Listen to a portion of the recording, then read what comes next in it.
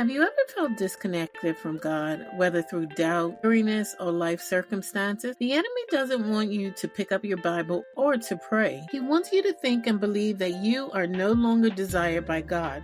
But I want to remind you, beloved, that you are not disqualified. The Bible says in John 15:4, "Abide in me and I in you, as the branch cannot bear fruit of itself unless it abides in the vine, neither can you unless you abide in me." That means, my sis, as long as you abide in the one who created you, you can grow again. You can bear fruit again.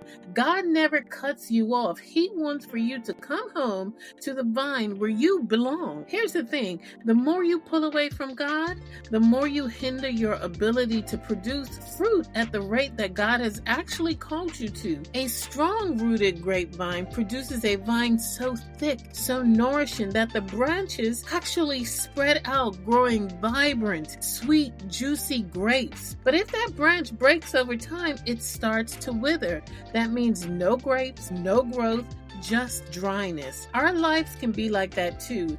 Listen, Jesus is the master gardener, and if a branch breaks off, Romans 11:24 says it can be grafted back together. And I just love that about Jesus. This doesn't happen on its own though. It requires intentionality in its care and in its reattachment to the source, and that source for us is God. Know that God will always lovingly invite you back home through repentance, faith, and reconnection.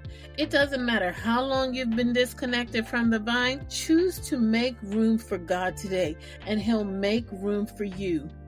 This has been another episode of 1 Minute on Purpose.